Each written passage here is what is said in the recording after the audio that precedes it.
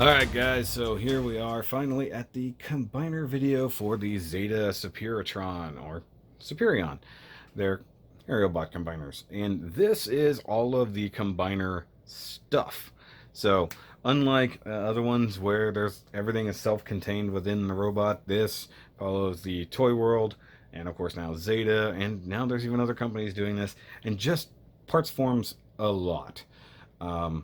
We've got feet, we've got hands, we have the entire torso and thighs, and then the weapons. So, just real quick, we'll look at the gun. Hold on, I'm going to move the camera closer so I'm in the... I needed the wide shot, forgive me. So we have his big old combiner rifle.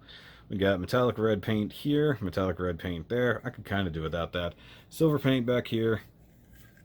And it looks nice. And he has the giant combiner handle like that. And if you pop this open and you take Silverbolt's gun, you can drop this right in there. And now you actually have the Superion gun, which is cool. I like that they kept that. Whereas in previous generations, this part would actually just plug into the back and it would become like ridiculously long. Now it just sort of integrates. I actually really do dig that. That's nice.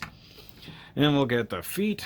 These are not as heavy as they look. These actually look like they should be die-cast. They're not. I don't even think there's any die-cast at all. I think it's all plastic. But, you know, the grayish plastic with the pearl coat.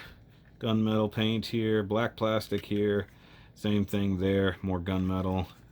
Super silver here on the toes and the top of the foot. And it does have... Oops, it has... movement. I just remembered that there is a left and right foot, and that was about to scare me because I'm probably going to put the other wrong.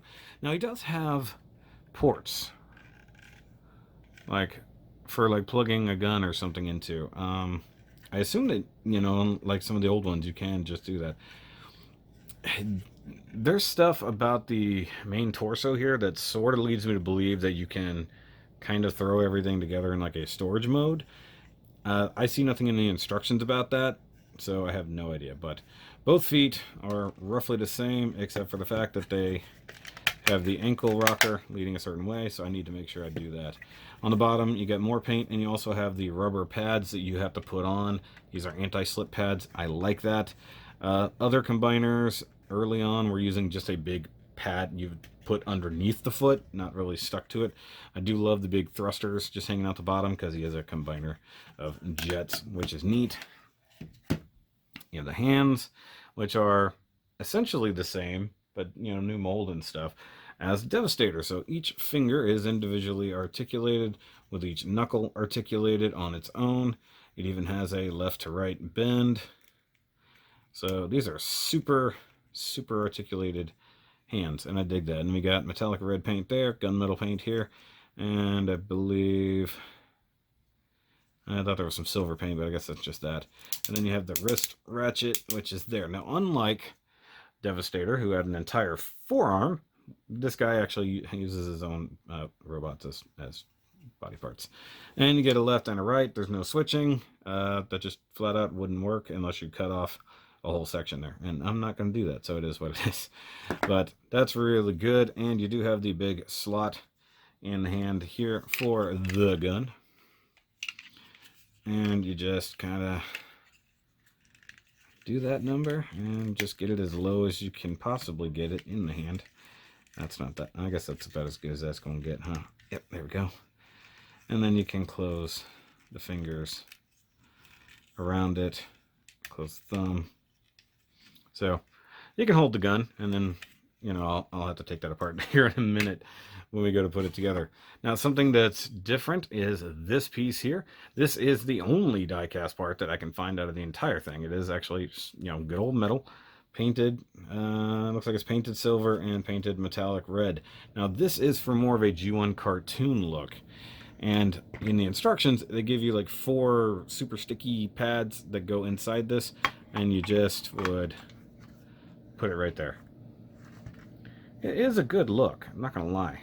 So I might leave that on him in the future, but I don't want to stick it to it because it does seem to be the kind of sticky stuff that might, be semi-permanent. And honestly, this has really good friction, so I don't really feel the need to do that. Now, for the torso body, the torso guy. So I did put a big old 3D Autobot logo on there from Repo Labels. It does not match the cutout of the thing, so that sucks. But I bet there is a Repo Label set for this guy. You do get the little chest wingies that flip out. We got some red paint, we got some silver paint there. Red translucent parts here for, reasons. Silver in the chest, red metallic paint there that isn't cleaned up very well. Once again, following the QC issues that this guy has always had.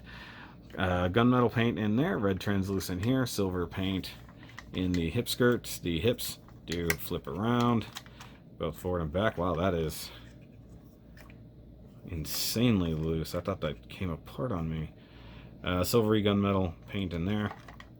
And then you have the entire thing tucked away inside there. So it is a super cavernous being of all sorts. So you've got the head already in there, which is nice, and then all the other stuff, and then this flap. And see, look, here's more ports to plug things into. Same thing up here. There's nothing that actually plugs onto those. So it leaves me wondering, is there more to do? Also, okay, once again, cutting in a little bit here. I did figure out eventually this is how this does collapse. I got no light here. So apparently when it originally came in box with Kronos, it was like this, all compacted down. So you can actually flip that whole section down, and that's what those are meant to peg into. Now, as for adding any other parts to it, not likely. So that's just another quick thing I figured out while I'm working on this, which you guys won't see in the actual review. So that sucks. So I believe this right here seems to be part of a stand. That big old plug hole there, sort of. Come down to the big yellow legs, which are varying different yellows. So this is a much darker color than these pieces here. This also looks like it should pop off, but I don't really want it to. Or it's supposed to hinge out. There's something. This looks like it should flap open. That's odd. So part of me wonders if this thing has gimmicks that, like, say, Kronos used, but they don't tell you about in this one. Because that 100% looks like it should flip open. Oh, look at that. Okay. Yeah, look. That... Okay, so now I gotta fix that, but... Yeah, see, that looks like it should hinge down. So I bet there is stuff you can do with these, and they just don't tell you in this particular set. Okay, so as we do it, the hips can slide forward and back in that center bit. So this is just like Devastator. Super heavy ratchets, even heavier. Oh my God, ratchets. And then we come down here and we got the knees. They're not going to be easy to move. You do get six screw hole covers that you put into several of these holes. One of these holes is actually already filled, so you don't have to worry about that. Okay, so that one. So 6 of those. I put all those in when I was doing the prep video, in fact. You got gunmetal paint, yellow or goldish paint there. Other die-cast part here, which is for the foot mount.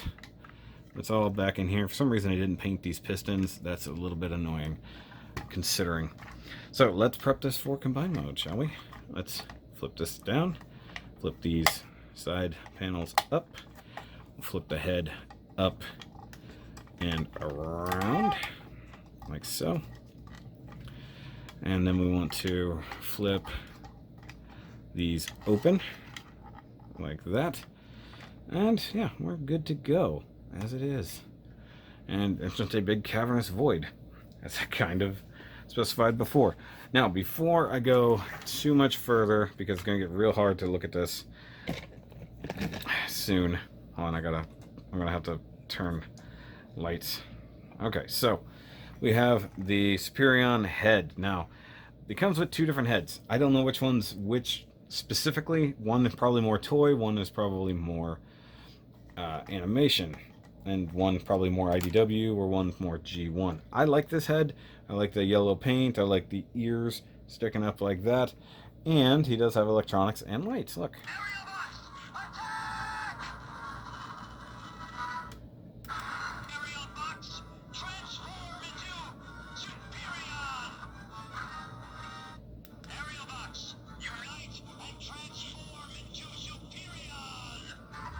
So he's got a bunch of G1 sound effects.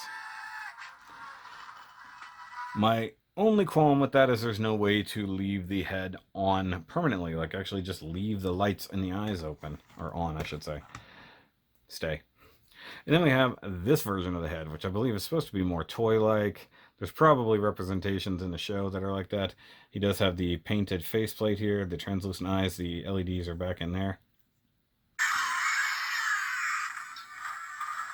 I have no idea what that was.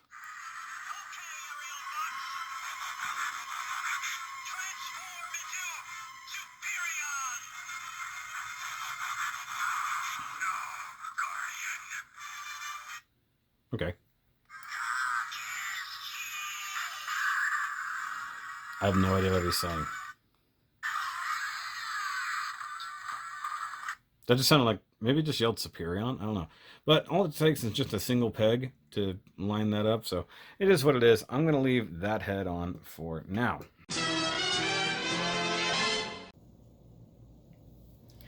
Okay, so just real quick before I get to the main combination of the Zeta ones, let's show off how the Combiner Wars ones come together and why it kind of matters that Combiner Wars did exist in the first place. So the way the combiner pegs, combiner ports work is the impetus and the design that Toy World and Zeta and all of those guys used now for their main third-party combiners. You know, the way these drop in and latch in, and then they have the ratcheted teeth and stuff like that. That's how these bigger, ridiculous third-party combiners have taken the silly technology that Hasbro came up with and turned it into something else. Now, I'm going to put the feet on and everything. So we got a couple different feet. Doesn't really matter. They're all the same because this guy just uses the hand-foot gun design that all the Hasbro combiners do now. And then if we come up here, we take the hand-foot gun. Now these are specific to the aerial bots because they are a little bit different, and you know, they all just plug in. And not gonna lie, these are so easy, it makes my life happy to some degree. They're stupid, don't get me wrong, they're really stupid, but that's that. And then this guy will come back for comparison. So, yay. So let's bring in our jets. And we will start with our core buddy. Core buddy and me.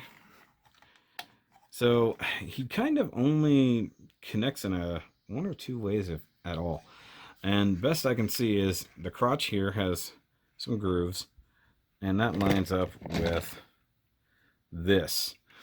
And I got him in there pretty well the first time. Then he didn't want to come back out. So let me line that up. Deal with the wings. Slide that in. Got to pick the head up here because there's a couple pegs that you need to avoid. And now he's there. And then right there, those two pegs plug in right there. There we go. That's all you got to do with your boy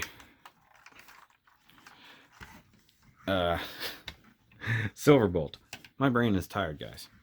So let's set this back here because now we need to do feetsies. So we'll take our air raid. And as I previously mentioned in these reviews, you kind of want to leave these split just a little bit because you need a little bit of clearance to get the foot in because it won't slide in. You have to, you know. And also, you can't, can you not? I mean, you might be able to. I mean, no, it won't. Okay, I was thinking that perhaps it would close up that way, but no, you got to do it this way. Okay, so front of the leg, you want to slide this in or clip it in. Hold on. So this back piece here is super tight, this little part. So get that open wide enough that you can just sort of drop that in. Go ahead and squeeze that back together. And then what will help you is come to the front and push this in there. So that now is holding all that together. Now it's actually very solid, but you're not done because this part also needs to be pushed up into place. Easier said than done.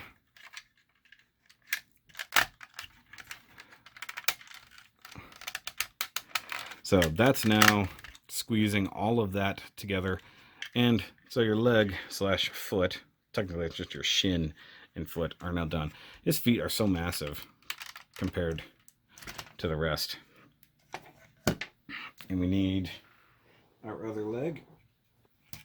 I'm going to be honest, I kind of actually had these two backwards, but it really doesn't matter. They work the same. It's like, I didn't realize I was sitting there looking at it. I was like, is that even right? So let me split that and get the foot together. So these two are reversible. It honestly doesn't matter. It's just preference as it comes down to it. So do that and slide that back into place. Clip that in. That's done.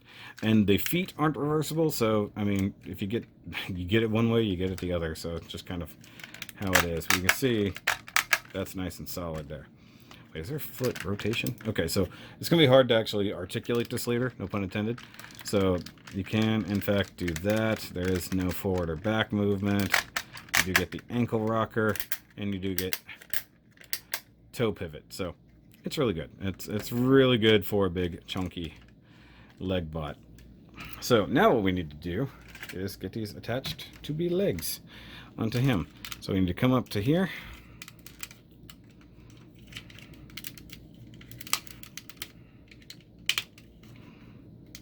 And this is super tight for some reason. I don't know what's going on. Okay, so we need enough room to get that in there. Normally I can pry that out and it has no problem. I don't know what. So like this one opens up just fine. This one is being a donk for some reason. Oh, I didn't realize those were tabbed in. I are dumb. That explains a lot, actually. It's like, that's a lot of the problems I was having before. So let's come up here, and each leg has 2 tab slots, and then where the big T-shaped hole should go. And then you want to just slide that forward, and then go ahead and tab that all together, and then 2 holes, 2 posts. Do what you gotta do. There we go. Make him stand.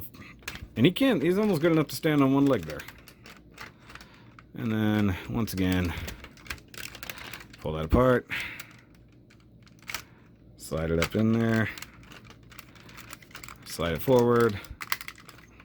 Close. Push that down. Get your feet at an angle. And he's already becoming a very big boy. Like, I'm gonna have to work some magic because I'm not tall enough here. Okay, so now we've got him way up here in the clouds. Yeah, it's a plain joke. Okay, so let's redirect some lighting here. Nice. Ugh. Fix that up. Now we need some arm bots. And we'll go with righty here. And where's the correct hand? Here it is. Okay, so another minor bit of QC that I mentioned in the Taro video. I had to trim down, there's some little like ribs right there. I had to actually trim those so that it would fit in here. So for this, you're going to slide that inside there. Still a tight fit. What the heck? Okay. And then tab everybody back together. And there's your hand up inside there. And then utilizing your combiner pegs, slide it in from the back side, like so, and then close the door behind. And then let's fix that ever so slightly. And for our left arm, do the same, split it. And since this hand isn't holding anything, it makes life a little easier. Go in there.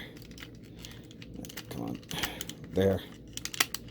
Tab together. Good to go. And this is these are a little wonky, like the way the feet are here, because they're kind of interfering with the wrist, but they're also kind of not. So I think like just that's enough clearance right there. So that's good. Let's get him in a fist real quick. Okay, and then you know what? I had this.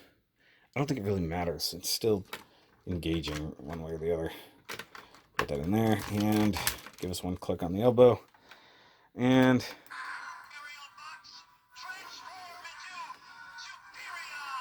we did. Cool. Oh my goodness, this is a big bot. Let me push him back a bit. But he is really solid. I mean, for the most part. See, look, he comes all the way down there. And I've never had any of the aerial bots before. I've never had a Superion. So this is a new one for me. Actually, you know what? These need to be rotated inward for clearance sake. There we go. You get the elbows. They can do that. It's pretty interesting. But like having the jet forearms is a little bit weird. But I guess the jets would be way too big otherwise. And these little winglets here can just move out of the way depending on what you need to do with the arms. And now that it's attached, you can, oh, hey. You can do that number. Just make sure you hold that chest piece, because otherwise things start to move. That one, due to the problems I had with them before, I'm not really going to mess with too much, but what I will do is rotate him forward so he can point his gun. Like that. Whoa.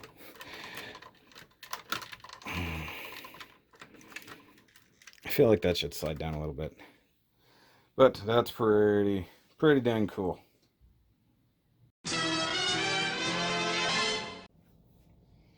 And you can, of course, use the G1 chest piece. Well, you can. It doesn't fall right off. That was my fault. It's just didn't quite get it there. Oh, okay. He's leaning forward a little. So he does have the ability to move. I'm going to have to do some interesting finagling here. So I got to come in from the side. So depending on where you want the hips. So slide the hips all the way forward. He gets a little tipsy. And he does not have, from what I can tell, he does not have a torso. Oh, he does. Okay, he does actually have a tiny bit of torso rocker. I did not know that until just now. Kind of a scary time to figure that out. Okay, so